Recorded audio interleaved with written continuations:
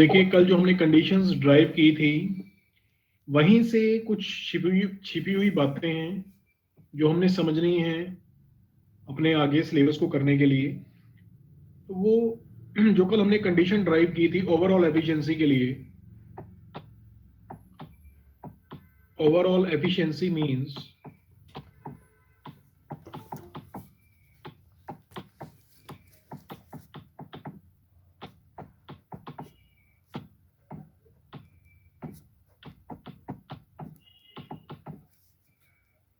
marginal rate of substitution of x for y, it must be equal to the marginal rate of transformation of x for y.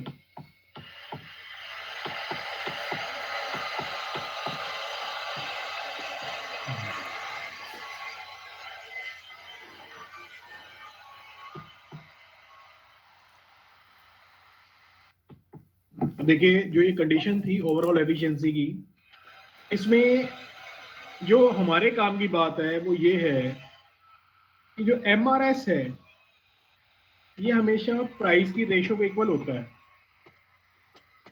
This is equal to the ratio of prices,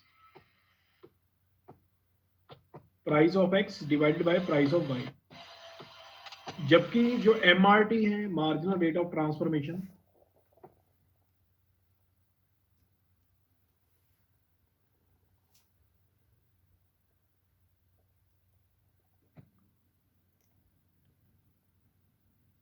जो marginal rate of transformation है this is the ratio of marginal costs, तो marginal cost of X divided by marginal cost of Y.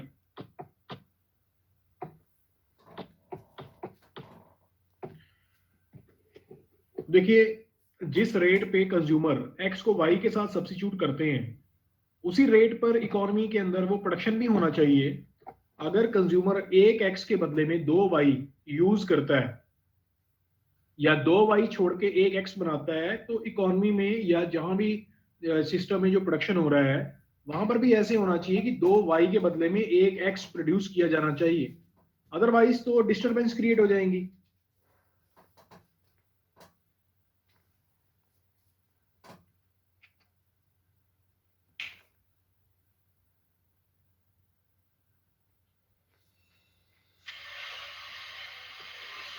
तो इस वजह से हम ये कह रहे हैं कि जो एमआरएस है वो एमआरटी के बराबर होना चाहिए। एमआरएस क्या है? इंडिफरेंस कर्व की स्लोप है। एमआरटी प्रोडक्शन पॉसिबिलिटी कर्व की स्लोप है। और जो एमआरएस है वो किसके इक्वल होती है? Ratio of the prices of to commodities. उसी तरह से एमआरटी मार्जिनल कॉस्ट की रेशियो के बराबर होती है।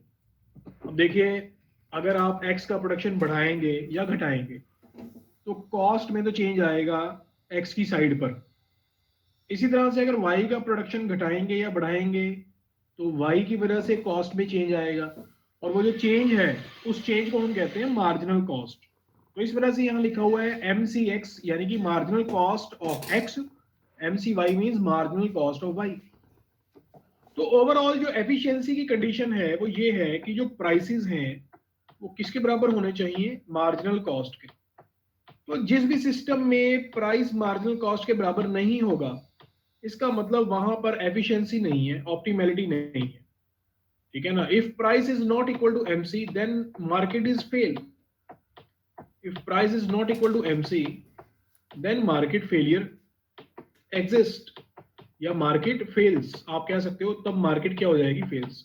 यानी कि जिस मार्केट की हम बात कर रहे हैं, जिस मार्केट मैकेनिज्म की, एक्चुअली में मार्केट का मतलब यहाँ कोई ये पर्टिकुलर मार्केट नहीं है, कोई वेजिटेबल मार्केट नहीं है इसका मतलब, या फ्रूट मार्केट नहीं है। मार्केट का मतलब है मार्केट मैकेनिज्म। तो मार्केट फेलियर की सिचुएशन होगी कि अगर जो प्राइस है वो मार्जिनल कॉस्ट के इक्वल नहीं है। ठीक है। अच्छा अब हम बात करते हैं यानी कि एफिशिएंसी, मार्केट की एफिशिएंसी कब होगी? यानी कि जो प्राइस मैकेनिज्म है, मार्केट मैकेनिज्म है, वो एफिशिएंट कब होगा? अगर प्राइसेस मार्जिनल कॉस्ट के बराबर हैं, यानी कि जो इक्विलिब्रियम है वो प्राइस का मार्जिनल कॉस्ट के साथ बन रहा है, तो आप कह सकते हैं कि जो सिस्टम है वो एफिशिएंट है, सिस्टम में एफिशिएंसी है। और अगर ये इक्वल नहीं है तो आप कह सकते हैं कि there is the situation of market failure. अब बात मैं ये कर रहा हूं कि कुछ कंडीशंस हैं, अगर वो फुलफिल होती हैं तब तो हम कहेंगे कि जो मार्केट है वो सक्सेसफुली काम कर रही है। लेकिन अगर वो कंडीशंस वायलेट हो जाएं, यानी कि कंडीशंस पूरी ना होती हों, तो मार्केट जो है वो फेल हो जाएगी। यानी कि there are some conditions for market success. अब मैं वो कंडीशंस आपको बताता हूं कि मार्केट की सक्सेस की क्या कंडीशंस हैं।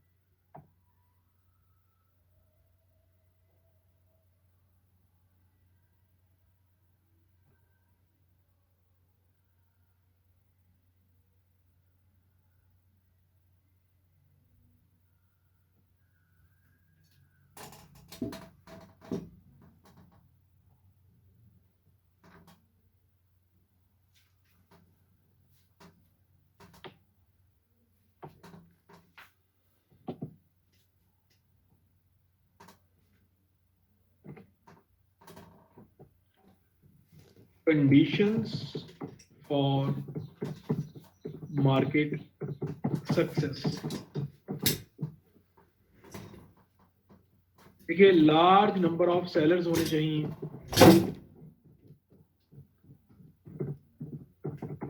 लार्ज नंबर ऑफ सेलर्स, ठीक है। और अगर ये कंडीशन सेटिस्फाई ना हो, ठीक है, तो क्या हो जाएगा, जो मार्केट है वो फेल हो जाएगी, यानी कि वो सक्सेसफुली काम नहीं कर पाएगी। तो लार्ज नंबर ऑफ सेलर्स होने चाहिए। और इसका विपरीत क्या है, अगर मैं इसका उलट बताऊं, इसका उलट हो जाएगा लो नंबर ऑफ सेलर्स या लेस नंबर ऑफ सेलर्स। क्योंकि अगर सेलर्स की संख्या लार्ज नहीं होगी तो उनके बीच में कंपटीशन नहीं होगा, यानी कि कंपटीशन कम हो जाएगा। और कंपटीशन कम होने से क्या होगा कि वो जो कंडीशन है price is equal to marginal cost की, वो सेटिस्फाई नहीं हो पाएगी। तो इसलिए मार्केट की सक्सेस के लिए जरूरी है कि there must be large number of sellers. दूसरी कंडीशन ये है कि information should be perfect, perfect information, information perfect होनी चाहिए। इसका मतलब ये है कि जो दो पार्टीज हैं जो आपस में एक्सचेंज कर रही हैं, बायर्स की और सेलर्स की, उनके पास परफेक्ट इंफॉर्मेशन होनी चाहिए। बायर्स को पता होना चाहिए कि जो सेलर जिस क्वालिटी का प्रोडक्ट बेच रहा है, ठीक है ना, उसके बारे में पूरी इंफॉर्मेशन होनी चाहिए बायर के पास। इसी तरह से सेलर को पूरी तरह से इंफॉर्मेशन होनी चाहिए कि जो बायर है वो किस प्राइस पर क्या कमोडिटी खरीदना चाहता है। तो there must be perfect information. इसी तरह से जो गुड्स हैं वो डिविजिबल होनी चाहिए, डिविजिबल गुड्स, ठीक है। इसका मतलब ये है कि जो वस्तुएं हैं वो डिविजिबल होनी चाहिए। मार्केट की सक्सेस इस बात पर भी डिपेंड करती है कि जो वस्तुएं हैं वो क्या हैं, वो डिविजिबल हैं। डिविजिबल का मतलब जिसकी हर यूनिट का अलग अलग प्राइस रखा जा सके, ठीक है। अगर वस्तुएं डिविजिबल नहीं होंगी तो उनकी अलग अलग यूनिट का अलग अलग प्राइस नहीं रखा जा सकता। तो इसलिए ये जरूरी है कि जो गुड्स हैं वो डिविजिबल होनी चाहिए, ठीक है। डिविजिबल का मतलब ये, अब जैसे हम मार्केट में कोई कमोडिटी परचेज करने जाते हैं, ठीक है, किसी ने मान लीजिए एक साबुन परचेज कर लिया, एक पैकेट ले लिया सोप का, किसी ने 2 ले लिए, किसी ने 3 पैक ले लिए सोप के, तो उन सब के लिए अलग अलग प्राइस चार्ज किया जाएगा, ठीक है ना। लेकिन कुछ वस्तुएं ऐसी होती हैं जो डिविजिबल है ही नहीं। अब जैसे सड़क है, रोड है, ठीक है, रोड डिविजिबल नहीं है। आप ये नहीं कह सकते कि कितनी रोड किसी व्यक्ति ने इस्तेमाल कर ली है। इसी तरह से पार्क है, पार्क भी जो डिविजिबल नहीं है, ठीक है ना। अब जैसे घर में टेलीविजन होता है, टेलीविजन आप ये तो नहीं कह सकते ना भाई किस व्यक्ति ने, घर के किस मेंबर ने कितने रुपए का टेलीविजन देख लिया। आप ये नहीं कह सकते कि एक व्यक्ति ने कम रुपए का टेलीविजन देखा है या एक ने ज्यादा रुपए का देखा है, तो वो डिविजिबल नहीं है, इनडिविजिबल है। तो वस्तु डिविजिबल होनी चाहिए तभी उसका प्राइस लगाया जा सकता है, अदरवाइज उसका प्राइस लगाना मुश्किल हो जाएगा। इसी तरह से एब्सेंस ऑफ एक्सटर्नैलिटी, देखिए एक्सटर्नैलिटीज नहीं होनी चाहिए, ठीक है ना। एब्सेंस ऑफ एक्सटर्नैलिटी, एक्सटर्नैलिटी का मतलब है एक्सटर्नल इफेक्ट्स। एक्सटर्नल इफेक्ट्स का मतलब ये है भी काम तो कोई और कर रहा है लेकिन उसका इफेक्ट दूसरे के ऊपर पड़ रहा है। अब दूसरे के ऊपर उसका इफेक्ट अच्छा भी पड़ सकता है, बुरा भी पड़ सकता है। मान लीजिए कोई व्यक्ति है, उसने अपने अपनी घर में, ठीक है, जनरेटर लगाया हुआ है बिजली को जनरेट करने के लिए, इलेक्ट्रिसिटी के लिए। तो जब इलेक्ट्रिसिटी चली जाती है या इलेक्ट्रिसिटी फॉल्ट की स्थिति में वो क्या करता है, वो जनरेटर ऑन कर लेता है। अब वो जो जनरेटर है वो स्मोक क्रिएट करता है, धुआं करता है, नॉइज पोल्यूशन करता है। तो इसका मतलब वो व्यक्ति अपने लिए तो जो बिजली है वो प्रोड्यूस कर रहा है, ठीक है, या आप ये कह सकते हैं कि इलेक्ट्रिसिटी कंज्यूम कर रहा है, लेकिन उसका खामियाजा, उसका नुकसान किसको भुगतना पड़ रहा है? जो उसके पड़ोसी हैं, उनको नॉइज पोल्यूशन भी बर्दाश्त करना पड़ रहा है, एयर पोल्यूशन भी बर्दाश्त करना पड़ रहा है, और इसके अलावा और भी कुछ काफी कुछ उन्हें नुकसान का सामना करना पड़ रहा है। तो हम ये मानते हैं कि एक्सटर्नैलिटी नहीं होनी चाहिए, एक्सटर्नल इफेक्ट्स नहीं होने चाहिए। इसका मतलब ये है कि जो एक्सटर्नल इफेक्ट्स हैं उनको मार्केट मैकेनिज्म डील नहीं कर सकता, यानी कि जो बाजार तंत्र है वो वहां पर फेल हो जाता है, ठीक है। एक्सटर्नल इफेक्ट्स के केस में वो प्राइस का पता नहीं लगा सकता। तो इस वजह से हम ये मान रहे हैं कि मार्केट तब सक्सेसफुल होगी अगर एक्सटर्नैलिटी ना हो, ठीक है। इसके अलावा परफेक्ट मोबिलिटी,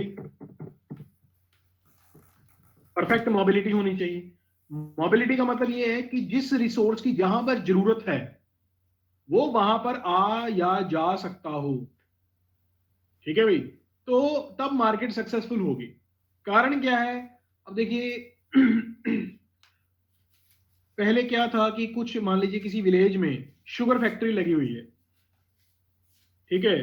अब शुगर फैक्ट्री बंद होगी किसी वजह से, तो वहां के जो वर्कर थे उस गांव के रहने वाले, अब वो सोच रहे हैं कि भाई हम बाहर तो जा नहीं सकते, कोई दूसरी फैक्ट्री लगेगी तो हम उसमें काम कर लेंगे। अब मान लीजिए कुछ समय के बाद वहां पर कोई कोई शू फैक्ट्री लग गई, ठीक है। तो वो जो वहां पे वर्कर पहले शुगर मिल में काम किया करते थे उन्होंने शू फैक्ट्री ज्वाइन कर ली। तो अब वो क्या शू फैक्ट्री में एफिशिएंसी के साथ काम कर पाएंगे? क्या वो जूते बनाने में सक्षम है?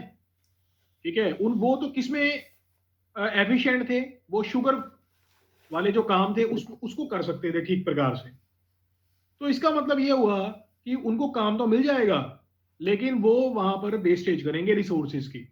जो काम आधे घंटे में होना चाहिए उसको करने में 5 घंटे भी लगा सकते हैं वो, क्योंकि ऐसे वर्कर जो हैं वो शुगर में तो एफिशिएंट है, शुगर बनाने में, लेकिन शूज बनाने में वो एफिशिएंट नहीं होंगे। तो मैं ये कह रहा हूं कि मोबिलिटी परफेक्ट होनी चाहिए, यानी कि जिस रिसोर्स की जहां पर जरूरत है।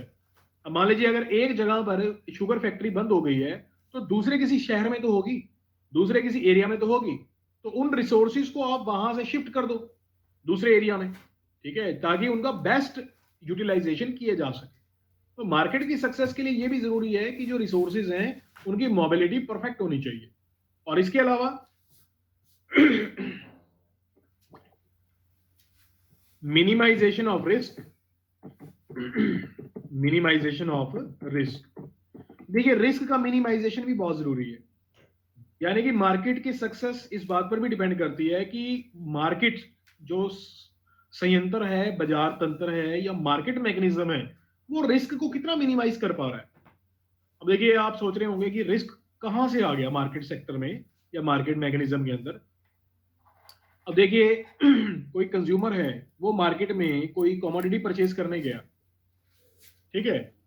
अब मान लीजिए वो जहां परचेज करने गया वो उसका जानकार है या उसका कोई जो है रिश्तेदार है, उसने कह दिया कि आज आप ये कमोडिटी परचेज ना करो, ठीक है, कल या परसों इसका प्राइस गिर जाएगा तब आप ले लेना, ठीक है। तो जो व्यक्ति मार्केट में इस तरह से कमोडिटी परचेज करने गया है, क्या वो उसकी एप्रोप्रिएट क्वांटिटी परचेज कर पाएगा? क्योंकि उसके माइंड में रिस्क है कि यार आने वाले 2-3 दिनों में ये सस्ती हो जाएगी, तो मैं आज नहीं खरीदता, 2-3 दिन के बाद खरीदूंगा। और मान लीजिए अगर किसी का जानकार नहीं है कोई मार्केट में या कोई बताने वाला नहीं है, तो कंज्यूमर खुद ही उसके बारे में आइडिया लगाएगा, एक्सपेक्टेशंस रखेगा। ये भी हो सकता है कि कल परसों इसका प्राइस जो है कम हो जाए, तब हम परचेज करेंगे, आज थोड़ा कम ही परचेज कर लेते हैं।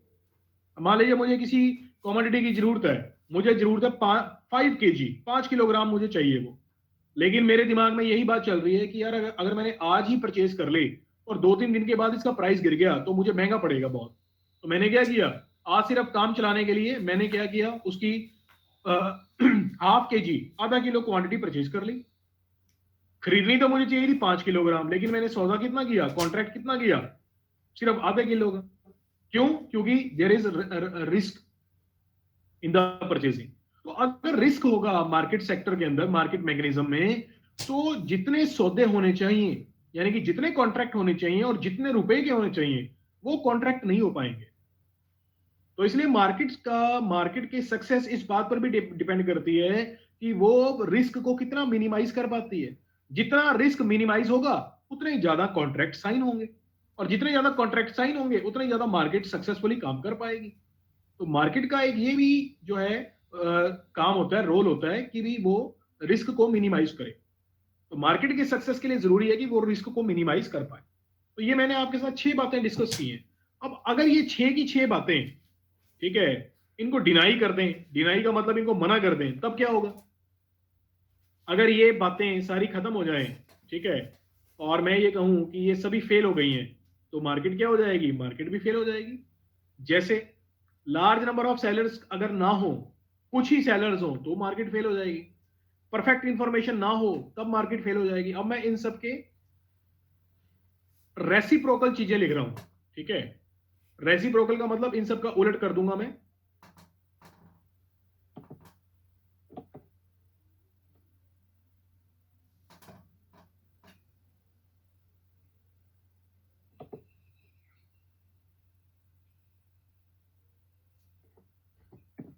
मार्केट फेलियर,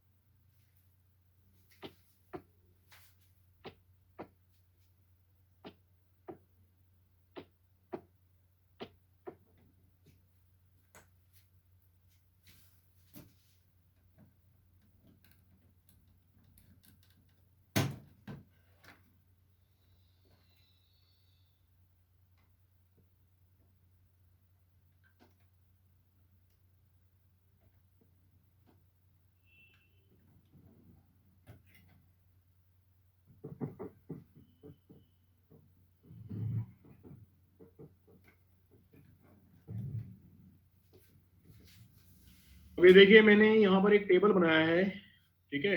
अब मैं एक एक कंडीशन को यहां पर लिखूंगा और उसको वॉयलेट करके दिखाऊंगा कि भाई अगर ये कंडीशन पूरी ना हो तब क्या होगा।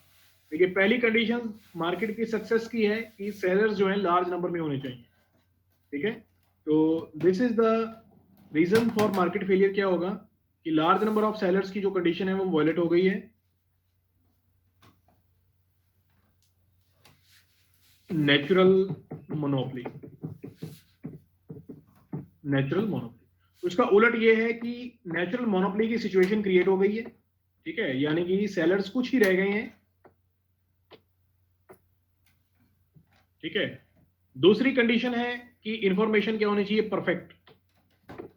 तो अगर ये कंडीशन फेल हो जाए तो इसका फेल होना क्या क्या मतलब है? That is information is not perfect, that is asymmetric information, asymmetric information, यानी कि इंफॉर्मेशन परफेक्ट नहीं है, ठीक है। तो उसको हम नाम देते हैं इकोनॉमिक्स में असिमेट्रिक इंफॉर्मेशन। तीसरी कंडीशन क्या है कि गुड्स जो है डिविजिबल होनी चाहिए, तब मार्केट सक्सेसफुली काम करेगी। अगर मैं ये कह दूं कि जो गुड्स हैं वो डिविजिबल नहीं है, यानी कि indivisible goods, indivisible goods, indivisible goods कौन सी होती हैं? पब्लिक गुड्स, ठीक है। जो पब्लिक गुड्स हैं वो इनडिविजिबल होती हैं, इसका मतलब पब्लिक गुड्स के केस में मार्केट क्या हो जाएगी? फेल हो जाएगी। इसी तरह से हमने बात की है कि एब्सेंस ऑफ एक्सटर्नैलिटी होना चाहिए मार्केट की सक्सेस के लिए। तो अगर मार्केट में एक्सटर्नैलिटी प्रेजेंट है, देखिए यानी कि प्रेजेंस ऑफ एक्सटर्नैलिटी, तो अगर एक्सटर्नैलिटीज प्रेजेंट हैं तो मार्केट मैकेनिज्म काम नहीं कर पाएगा, फेल हो जाएगा। इसी तरह से परफेक्ट मोबिलिटी, अगर मोबिलिटी परफेक्ट हो फिर तो ठीक है, लेकिन अगर मोबिलिटी परफेक्ट ना हो, that is imperfect mobility, imperfect mobility, ठीक है। तो मोबिलिटी अगर परफेक्ट नहीं है तो मार्केट फेल हो जाएगी। इसी तरह से मिनिमाइजेशन ऑफ रिस्क, सक्सेस के लिए जरूरी है कि रिस्क मिनिमाइजेशन हो, that is no dealing with risk, ठीक है। अगर रिस्क के साथ डील नहीं कर रही है, उसको मिनिमाइज नहीं कर रही है, तो मार्केट क्या हो जाएगी? फेल हो जाएगी।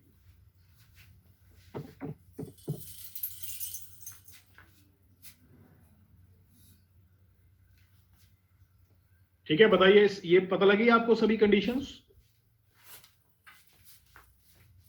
Yes sir. ठीक है, बस आपने ये अपने माइंड में रखनी है और इनके साथ साथ ही आपके जो टॉपिक्स हैं वो कवर होते चले जाएंगे। अब देखिए, आपके पास एक टॉपिक दिया हुआ है सिलेबस में, decreasing cost and market failure. ठीक है, एक टॉपिक दिया हुआ है decreasing cost and market failure, यानी कि जब डिक्रीजिंग कॉस्ट होंगी तो मार्केट फेलियर कैसे होगा। ये टॉपिक का नाम है, आप अपना सिलेबस देख सकते हैं, डिक्रीजिंग कॉस्ट यानी कि घटती हुई लागतें,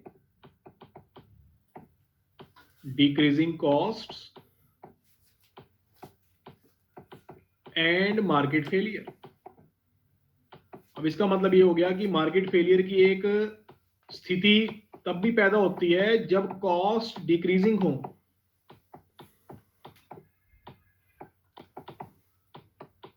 अब आप सोच रहे होंगे कि अभी तक मैंने कोई डिक्रीजिंग कॉस्ट की बात नहीं की इसमें। वास्तव में ये जो केस है ये प्योर मोनोपोली का केस, ये केस है वही नेचुरल मोनोपोली का, यानी कि जो डिक्रीजिंग कॉस्ट की सिचुएशन है वो नेचुरल मोनोपोली को प्रेजेंट करती है। डिक्रीजिंग कॉस्ट का जो सिचुएशन है वो किसको सिंबलाइज करता है, वो करता है नेचुरल मोनोपोली को। देखिए, एक तो आप पढ़ते हैं मोनोपोली और एक होता है नेचुरल मोनोपोली, दोनों में डिफरेंस है। ठीक है, डिफरेंस क्या है? Natural monopoly is different from simple monopoly. Simple monopoly में और नेचुरल मोनोपोली में फर्क होता है। देखिए, सिंपल मोनोपोली का तो मतलब यही हुआ कि मोनो मीन्स सिंगल और पोली मीन्स कंट्रोल, यानी कि जब मार्केट में किसी एक का कंट्रोल होता है, यानी कि वो सिचुएशन किसकी है? सिंगल सेलर की। ठीक है, single seller, when single seller controls the market, वो तो होती है मोनोपोली सिंपल। लेकिन natural monopoly is a different concept, it is a technical monopoly. ठीक है, तो नेचुरल मोनोपोली कब अराइज होती है? नेचुरल मोनोपोली अराइज तब होती है जब बहुत सारी फर्म्स काम तो कर रही हैं, ठीक है, लेकिन उनमें से कोई एक फर्म ही ऐसी होगी जो लॉन्ग रन में अपने आप को सस्टेन कर पाएगी। कारण ये है कि उस एक फर्म के पास हो सकता है अच्छी टेक्नोलॉजी हो, जिसकी वजह से उसकी लागतें घटती चली जाएंगी और आने वाले समय में सिर्फ एक ही फर्म जो है मार्केट में नजर आएगी और उस फर्म की मोनोपोली क्रिएट हो जाएगी। लेकिन वो मोनोपोली क्रिएट होने का कारण क्या होगा? उसकी अच्छी टेक्निक होना, उसके पास अच्छी टेक्नोलॉजी होना, ठीक है, और उसके पास कॉस्ट को कम करने की, ठीक है, टेक्निक होना, तरीका होना। तो इस वजह से सिर्फ एक ही फर्म आने वाले समय में मार्केट में रह पाएगी। तो इस सिचुएशन को हम कहते हैं नेचुरल मोनोपोली। इसका मतलब क्या हुआ कि नेचुरल मोनोपोली की सिचुएशन तब अराइज होगी जब फर्म की कॉस्ट जो है डिक्रीजिंग होंगी, यानी कि घटती हुई होंगी। अगर कॉस्ट लगातार बढ़ रही है तो फर्म कब तक उसको बर्दाश्त कर लेगी? ठीक है, तो हो सकता है वो कभी ना कभी शट डाउन कर जाए। तो इस वजह से आप ये कह सकते हैं कि जब लागतें घट रही होंगी फर्म की, तो एक ऐसी सिचुएशन क्रिएट हो जाएगी जिसमें सिर्फ एक ही फर्म मार्केट में बचेगी। और अगर एक ही फर्म मार्केट में बचेगी तो फिर भाई वो अपने मर्जी से प्राइस तय करेगी, फिर वो लोगों का शोषण करेगी, कंज्यूमर्स का। ठीक है, तो वही नेचुरल मोनोपोली की सिचुएशन को मैं आपको एक डायग्राम की हेल्प से दिखाता हूं कि किस तरह से नेचुरल मोनोपोली की जो सिचुएशन है या डिक्रीजिंग कॉस्ट की जो सिचुएशन है वो मार्केट फेलियर को पैदा करती है। देखिए कैसे, तो इसको एक डायग्राम से समझेंगे हम।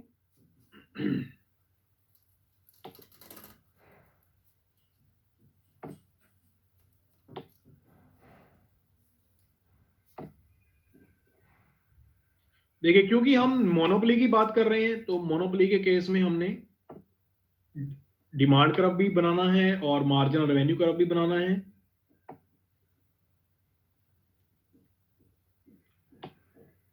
तो एक हमने बना लिया एआर कर्व, एवरेज रेवेन्यू जिसको बोलते हैं,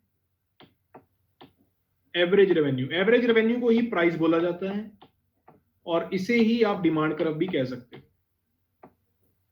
यहां पर आ जाएगा आउटपुट या क्वांटिटी, यहां पर आ जाएगा प्राइस, ठीक है, प्राइस, और यहां पर क्वांटिटी ले ली हमने एक्स एक्सिस पर, Q means quantity.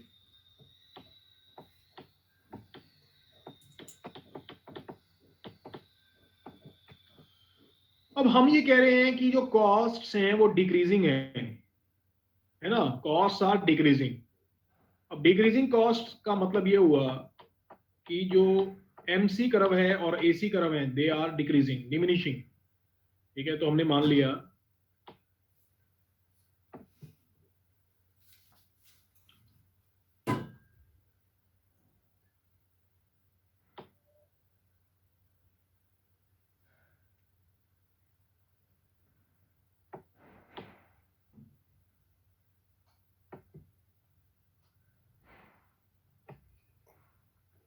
This is diminishing cost.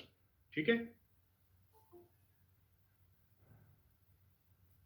अब जब कॉस्ट गिर रही होती हैं तो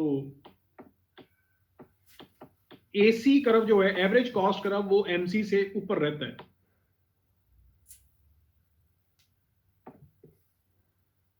तो ये तो आपने मार्जिनल कॉस्ट कर्व बना दिया। और एवरेज कॉस्ट कर्व कैसे बनाओगे?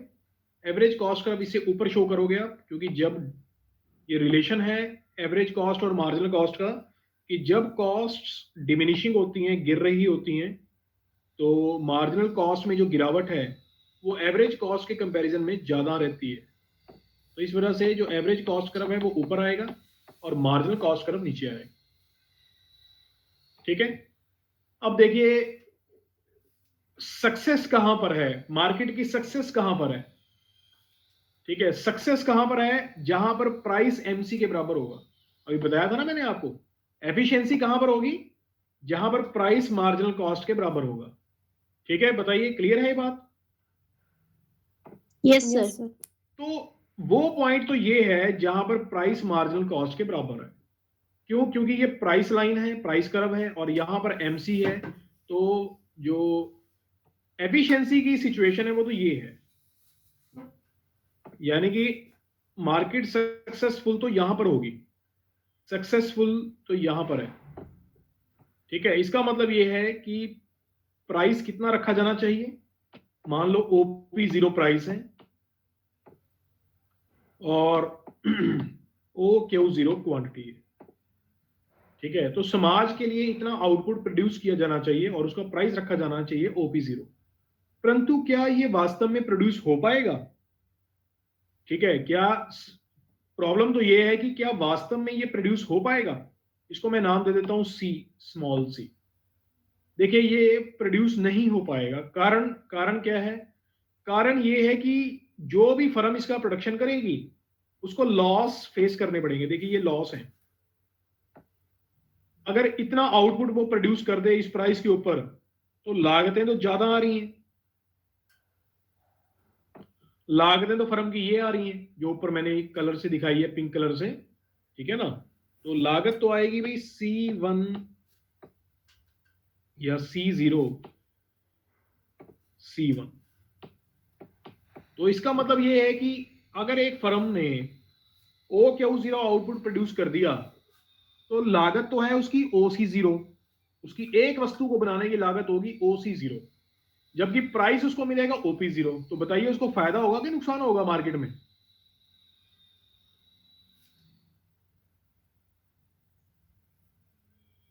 Sir please repeat again. मैं ये कह रहा हूं कि एक फर्म ने अगर OQ0 सामान बना रही है और उसका एक यूनिट तो वो बेचती है इतने रुपए का, इतने रुपए का एक यूनिट बेचती है, लेकिन बनाने में लागत उसको ज्यादा आ रही है, तो बताइए उसको लाभ होगा कि हानि होगी? मैं ये पूछ रहा हूं आपसे। हानि होगी सर। हानि होगी ना। हानि। ठीक है, प्राइस कम है, कॉस्ट उसकी ज्यादा है पर यूनिट कॉस्ट। ठीक है, अगर टोटल कॉस्ट कहूं तो टोटल कॉस्ट होगी उसकी C0, C1, Q0, O। देखिए, ये टोटल कॉस्ट होगी उस फर्म की। ये उस फर्म की टोटल कॉस्ट होगी, ये सारी टोटल कॉस्ट है उसकी, क्योंकि कॉस्ट ऊपर है ना, OC0, C1, Q0। लेकिन उस फर्म को रेवेन्यू कितना मिलेगा? अगर मैं कहूं कि उस फर्म को रेवेन्यू कितना मिलेगा, तो जितना प्राइस है उसको क्वांटिटी से मल्टीप्लाई कर दो, ये उसको रेवेन्यू मिलेगा, जो ये येलो कलर का पोर्शन है। ठीक है, तो इसका मतलब क्या हुआ? इसका मतलब ये हुआ कि उस फर्म के लॉस कितने हो जाएंगे? उस फर्म के लॉस हो जाएंगे कि टोटल रेवेन्यू में से टोटल कॉस्ट घटा दो, तो ये जो ऊपर वाला पोर्शन है ये वाला, ये फर्म के लॉस होंगे। अब आप ही बताइए कोई फर्म ये लॉस बियर करेगी? No sir. नहीं करेगी ना, क्योंकि फर्म का ऑब्जेक्टिव होता है प्रॉफिट मैक्सिमाइजेशन करना। तो इस वजह से फर्म तो प्रोडक्शन उस पॉइंट पर नहीं करेगी जहां पर एफिशिएंसी होगी, फर्म अपने प्रॉफिट्स को देखेगी। और फर्म के लिए जो प्रॉफिट मैक्सिमाइजेशन का पॉइंट है वो पॉइंट होता है, आपने कंडीशंस पढ़ी हैं मार्केट की,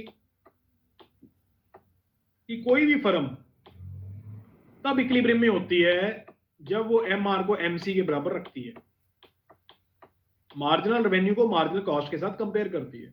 और वो पॉइंट आपके पास एक ही है जहां पर एमसी कर्व एमआर को इंटरसेक्ट कर रहा है, दैट इज ये वाला पॉइंट। ठीक है, जो ये रेड कलर से निशान लगाया है, यहां पर एमआर और एमसी बराबर है। तो फर्म तो अपने इस एमआर एमसी वाले पॉइंट को देखेगी ना, फर्म तो अपने प्रॉफिट को मैक्सिमाइज करेगी, उसने समाज का कल्याण नहीं बढ़ाना, फर्म ने अपना कल्याण बढ़ाना है। ठीक है, यानी कि अपना बेनिफिट उसको देखना है, तो अपना बेनिफिट उसे नजर आएगा जहां पर एमआर एमसी के बराबर है, यहां पे। ठीक है, तो इसका मतलब फर्म प्राइस कितना रखेगी, प्राइस का पता लगाने के लिए हमने इसको ऊपर तक बढ़ा दिया, प्राइस लाइन तक। इसका मतलब ये है कि फर्म तो भाई प्राइस रखेगी ये वाला OP1। ठीक है, और इसके ऊपर वो लाभ कमाएगी। कितना लाभ कमाएगी? देखो कॉस्ट उसकी कितनी है,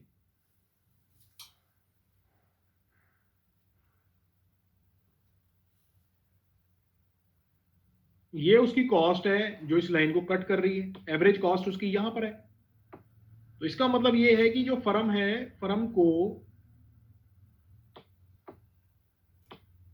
ये सुपर नॉर्मल प्रॉफिट मिलेंगे अगर फर्म क्या करती है, प्रॉफिट मैक्सिमाइजेशन आउटपुट प्रोड्यूस करती है। ठीक है, तो ये फर्म को प्रॉफिट मिलेंगे। तो आप ही बताइए कि फर्म तो अपने प्रॉफिट को मैक्सिमाइज करेगी ना कि समाज के कल्याण। लेकिन मार्केट की एफिशिएंसी के लिए जरूरी है कि जो फर्म है ये जिसने टेक्निकल मोनोपोली अचीव कर ली या नेचुरल मोनोपोली अचीव कर ली है, कि वो कहां पर प्रोडक्शन करे जहां प्राइस मार्जिनल कॉस्ट के बराबर हो। ठीक है, लेकिन फर्म अपने प्रॉफिट को मैक्सिमाइज करने के लिए वहां पर प्रोडक्शन नहीं करेगी। Firm will produce at the point this, इसके ऊपर प्रोडक्शन करेगी इस पॉइंट पर जहां पर उसके प्रॉफिट क्या हो रहे हैं मैक्सिमाइज, को एम लिख देते हैं। ठीक है, और वो यहां पर प्रोडक्शन नहीं करेगी जहां पर एफिशिएंसी है। ठीक है, तो सी पॉइंट के ऊपर प्राइस एमसी के बराबर है, परंतु वो सी के ऊपर प्रोडक्शन नहीं करेगी। ठीक है, यहां पर वो प्रोडक्शन नहीं करेगी। तो इस वजह से अगर ऐसी सिचुएशन क्रिएट हो जाए तो मार्केट फेलियर हो जाएगा। ठीक है, और इसको ठीक करने के लिए गवर्नमेंट को आगे आना पड़ेगा। अब गवर्नमेंट इसको कैसे ठीक कर सकती है? गवर्नमेंट अपना रोल प्ले कर सकती है कि जब सरकार ये देखेगी, सरकार उस फर्म से कहे कि भाई आप वहीं पर प्रोडक्शन करें जहां प्राइस मार्जिनल कॉस्ट के बराबर है, लेकिन आपके लॉसेस को हम कवर करेंगे। यानी कि सरकार उसको सब्सिडी देने का वायदा करे कि भाई मैं आपको सब्सिडी दूंगी, या मतलब फर्म को सब्सिडी मिलनी चाहिए सरकार की तरफ से। तब सरकार अपने आउटपुट को तब फर्म अपने आउटपुट को OQ0 तक बढ़ाएगी, अदरवाइज तो जो फर्म है वो सिर्फ OQ1 आउटपुट ही प्रोड्यूस करेगी। इसका मतलब प्राइस ज्यादा चार्ज करेगी और आउटपुट कम प्रोड्यूस करेगी। ठीक है ना, लेकिन समाज का कल्याण इस बात में है कि कम प्राइस के ऊपर ज्यादा आउटपुट प्रोड्यूस किया जाए। तो अगर फर्म इस सी पॉइंट के ऊपर प्रोडक्शन नहीं करती, इसका मतलब यह है कि मार्केट फेल हो जाएगा। तो this is the situation of market failure, and to correct this situation the case for public sector is justified, या आप कह सकते हैं ना intervention of government is justified. तो इस वजह से सरकार का हस्तक्षेप यहां पर जरूरी हो जाएगा ताकि वो इस मार्केट फेलियर को डील कर सके, इसको हैंडल कर सके। ठीक है, बताइए क्लियर है यहाँ ये आपको? Yes sir. Yes, sir. Yes, sir. ठीक है, तो ये डायग्राम मैंने आपको ये 2 किताबों से आप कर सकते हो, मैं आपको बुक भी दिखा देता हूँ। एक तो ये वही बुक है जो मैंने आपके साथ शुरू में शेयर की थी, हार्वे रोजेन की बुक है ये। ठीक है, Okay, sir. हार्वे रोजेन की बुक से ये देख सकते हैं पेज नंबर 355, इस पे ये बना हुआ है डायग्राम। वैसे ही एक्चुअली में ये जो टॉपिक है ये इस बुक से नहीं है, ये टॉपिक है इस बुक से, modern public finance by professor BP हर्बर। ठीक है, तो आप इस बुक से भी इसको पढ़ सकते हैं। इसका नाम ही, टॉपिक का नाम ही इन्होंने ये लिखा हुआ है, decreasing cost and market failure. ये देखिए, decreasing cost of production and imperfect market structure. तो ये बुक है प्रोफेसर बीपी हर्बर की, मॉडर्न पब्लिक फाइनेंस। ठीक है, तो ये आपको ऑनलाइन ही पढ़नी पड़ेगी क्योंकि वैसे अवेलेबल नहीं है।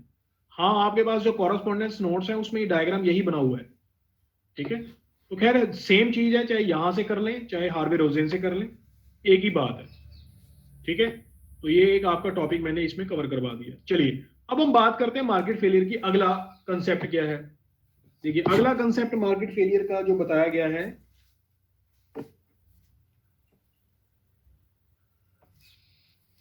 मैंने आपके साथ अभी डिस्कस किया था कि मार्केट फेलियर कब हो जाता है? If information is not perfect. Market की सक्सेस इस बात में छिपी हुई है कि इंफॉर्मेशन परफेक्ट होनी चाहिए। ठीक है, लेकिन अगर इंफॉर्मेशन परफेक्ट नहीं होगी, that is if information is asymmetric information, ठीक है, तो मार्केट क्या हो जाएगी? फेल हो जाएगी। तो अब यही केस करते हैं असिमेट्रिक इंफॉर्मेशन का।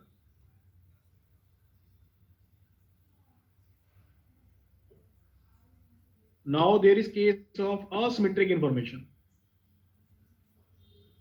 asymmetric information and market failure। asymmetric information की वजह से किस तरह से मार्केट फेल होती है?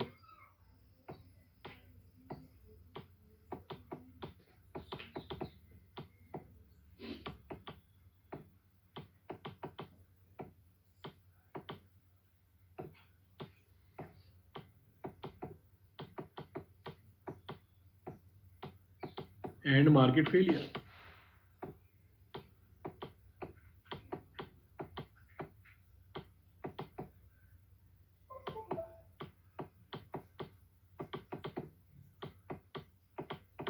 अब देखिए, सबसे पहले तो क्या है कि आपको डेफिनेशन पता होना चाहिए कि असिमेट्रिक इंफॉर्मेशन है क्या। असिमेट्रिक इंफॉर्मेशन का मतलब ये है, asymmetric information is a situation when the two parties involved in a contract have different levels of information. ठीक है, जब दो पार्टीज जो किसी सौदे में इन्वॉल्व हैं, किसी कॉन्ट्रैक्ट में इन्वॉल्व हैं, उनका जो इंफॉर्मेशन का लेवल है वो डिफरेंट है, अलग अलग है, एक समान नहीं है। जैसे मान लीजिए बायर्स एंड सेलर्स हैं। अब जो सेलर होता है उसको अपनी कमोडिटी के बारे में ज्यादा पता होता है कि वो अच्छी है या बुरी है। ठीक है, कितने महीने चलेगी, कितने महीने वो काम करेगी और कब वो खराब हो जाएगी, उसके बारे में उसको ज्यादा पता होता है, जबकि बायर को इतना नहीं पता होता। ठीक है ना? इसी तरह से अगर मान लीजिए कहीं कोई व्यक्ति इंटरव्यू दे रहा है, ठीक है, तो इंटरव्यू का जो पैनल होता है, इंटरव्यू की जो कमेटी होती है, वो जो कैंडिडेट है उसके बारे में सिर्फ कितना पता लगा सकती है? उस व्यक्ति की एजुकेशन देख करके, या उसके बोलने का ढंग देख करके, या उसकी जो ड्रेसिंग सेंस है उसको देख करके पता लगा सकती है। सिर्फ उतना ही पता लगा सकती है ना। लेकिन वास्तव में अपनी कमियों के बारे में या अपनी क्वालिटीज के बारे में तो उस कैंडिडेट को ही पता होता है कि भी वो कितना अच्छा है या कितना वो बुरा है।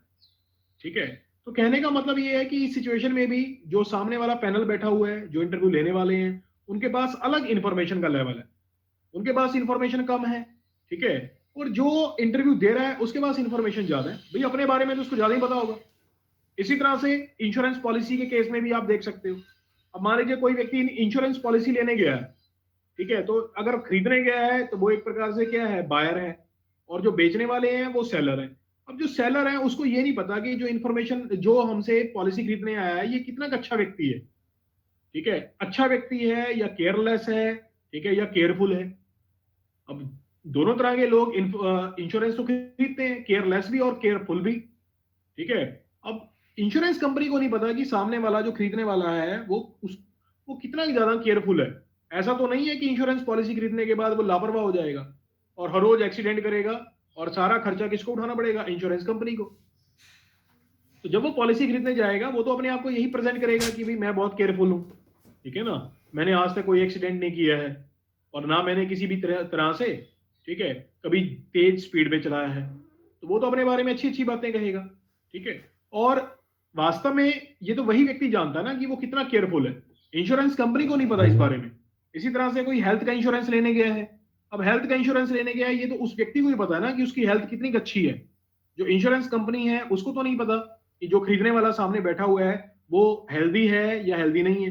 वो तो ज्यादा से ज्यादा उसके मेडिकल टेस्ट करा के ही चेक कर सकते हैं, और मेडिकल टेस्ट भी हो सकता है कि गलत गलत हो, या पैसे देकर के नकली सर्टिफिकेट बनवा लिया जाए। तो कहने का मतलब ये है कि एक बायर के पास और सेलर के पास जब डिफरेंट लेवल्स ऑफ इंफॉर्मेशन होते हैं तो ये सिचुएशन किसकी होती है, असिमेट्रिक इंफॉर्मेशन की। और इस असिमेट्रिक इंफॉर्मेशन की वजह से क्या क्रिएट होता है, मार्केट फेलियर क्रिएट होता है। अब देखिए एक एग्जांपल देता हूं आपको। अब जैसे मार्केट है, ठीक है, मार्केट के अंदर दो तरह की कमोडिटीज बेची जा रही हैं, हाई क्वालिटी भी और लो क्वालिटी भी, ठीक है। अब जो सेलर्स हाई क्वालिटी का प्रोडक्ट बेच रहे हैं और जो सेलर्स लो क्वालिटी का प्रोडक्ट बेच रहे हैं उनको अपने अपने प्रोडक्ट की क्वालिटी के बारे में पता है। इस वजह से जो हाई क्वालिटी प्रोडक्ट के सेलर हैं वो अपने प्रोडक्ट को कम प्राइस में बेचना पसंद नहीं करेंगे, क्योंकि उन्हें पता है कि हमारे प्रोडक्ट की क्वालिटी अच्छी है और हम इसके लिए कम प्राइस एक्सेप्ट नहीं करेंगे। जबकि जो लो क्वालिटी वाले हैं उनको फर्क ही नहीं पड़ता, क्योंकि उन्हें पता है कि हमारा प्रोडक्ट जो है वो घटिया है, अगर कम प्राइस में भी बिक जाएगा तो भी हमें कोई फर्क नहीं पड़ता। अब जो मार्केट के अंदर डिमांडर्स हैं यानी कि जो बायर्स हैं उन्हें नहीं पता, ठीक है ना, क्योंकि जितने हाई क्वालिटी का प्रोडक्ट बेचने वाले बैठे हुए हैं उतने ही लो क्वालिटी का प्रोडक्ट बेचने वाले भी बैठे बैठे हुए हैं। अब मान लीजिए कुछ ट्रांजैक्शंस होती हैं मार्केट के अंदर, ठीक है, कुछ ट्रांजैक्शंस होती हैं, कुछ हाई क्वालिटी के प्रोडक्ट बिक गए और कुछ जो है लो क्वालिटी के प्रोडक्ट बिक गए।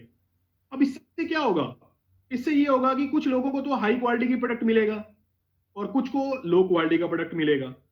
तो इससे मार्केट के अंदर क्या प्रचार होगा, क्या प्रोपेगेशन होनी शुरू हो जाएगी, उससे ये होगा कि भी जो बायर्स हैं उन्हें लगेगा कि मार्केट में एवरेज क्वालिटी का प्रोडक्ट ही बेचा जा रहा है, यानी कि ना तो हाई क्वालिटी का प्रोडक्ट है ना ही लो क्वालिटी का प्रोडक्ट है, वो एवरेज क्वालिटी का प्रोडक्ट है। अब मान लीजिए कोई, मैं मार्केट में जाता हूं, ठीक है, मुझे 4 लोग मिले, मैंने उनसे पूछा भाई हाँ जी जो आपने सामान खरीदा था वो कैसा था, 2 ने कह दिया अच्छी क्वालिटी का था, 2 ने कह दिया बुरी क्वालिटी का था।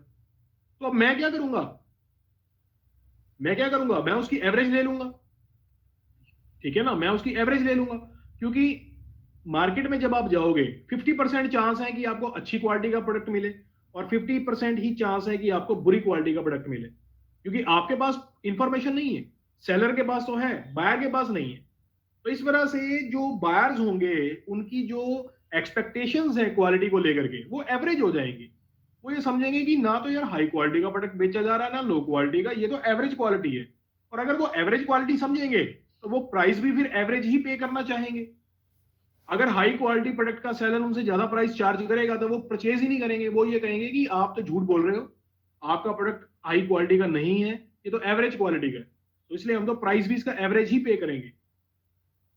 तो एवरेज प्राइस के ऊपर जो हाई क्वालिटी के सेलर्स हैं वो बेचना बंद कर देंगे, या बहुत सारे सेलर्स शायद बेच भी दें लेकिन कुछ सेलर्स तैयार नहीं होंगे, तो वो मार्केट से क्या कर हो जाएंगे, वो मार्केट से बाहर हो जाएंगे, ठीक है ना, वो शटर डाउन कर देंगे अपना कि भाई हमें बायर्स नहीं मिल रहे हैं तो हम अपना सामान नहीं बेच रहे। तो धीरे धीरे क्या होगा, लो क्वालिटी के प्रोडक्ट जो है वो ज्यादा बिकने शुरू हो जाएंगे, क्योंकि हाई क्वालिटी वाले मार्केट को छोड़ के जाना शुरू कर देंगे। तो अब लो क्वालिटी वाले ज्यादा सेलर होंगे और हाई क्वालिटी वाले कम, तो लो क्वालिटी के प्रोडक्ट ज्यादा बिक जाएंगे और हाई क्वालिटी के कम रह जाएंगे। इस वजह से अब जो मार्केट के अंदर प्रचार होगा वो ये होगा कि भाई अब तो क्वालिटी जो है ना वो एवरेज भी नहीं है, वो तो लो से लेकर के एवरेज यानी कि मीडियम और लो के बीच की क्वालिटी है।